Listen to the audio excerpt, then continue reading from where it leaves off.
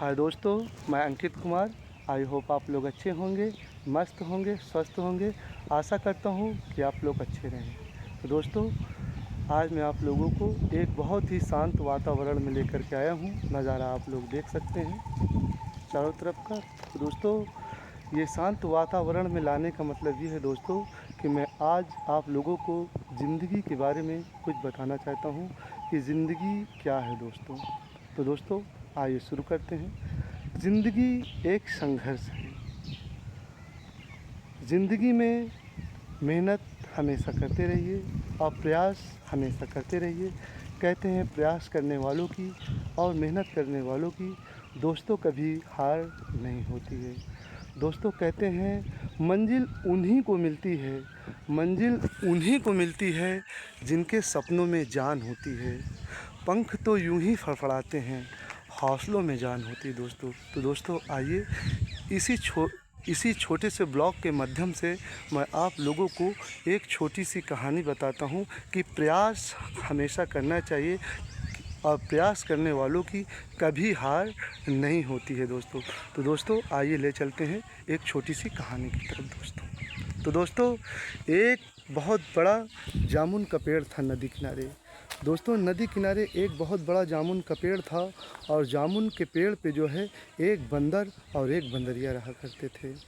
दोनों में बहुत प्रेम था।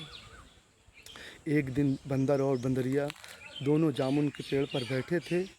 ऊपर से 2 मिनट की आकाशवाणी हुई कि जो भी नर जीव इस नदी में कूदेगा वो एक सुंदर मनुष्य बन जाएगा और जो मादा जीव कूदेगी तो वो सुंदर स्त्री बन जाएगी। तो बंदरिया धड़ाम से नदी में कूद गई और कूद करके जब 2 मिनट के बाद आकाशवाणी ख़त्म हुई तो बंदरिया जब नदी से निकली तो वो एक सुंदर स्त्री बन चुकी थी और गहने से 16 श्रृंगार से एकदम लदी हुई। नदी से निकल करके जब जाने लगी तो बंदर ने आवाज़ दिया, जा तो रही हो मगर मेरी बातों का जवाब तो देती जाओ।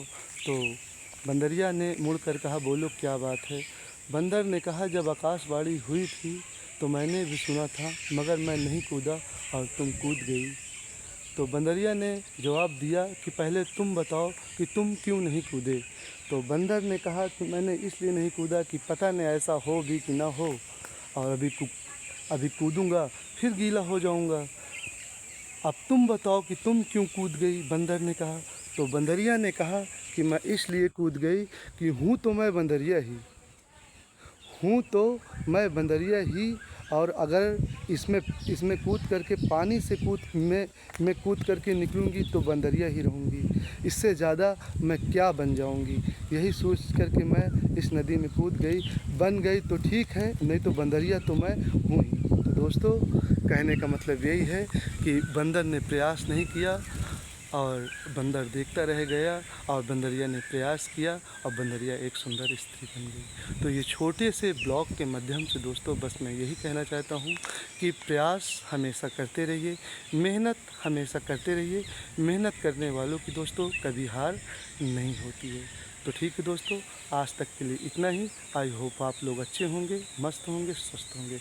अगर ये छोटी सी कहानी मेरी आप लोगों को दिल को छुई हो और आप लोगों को एंटरटेनमेंट वो कर रही हो तो प्लीज़ दोस्त इसे शेयर करिए, सब्सक्राइब कीजिए। तो ठीक है दोस्तों, बाय।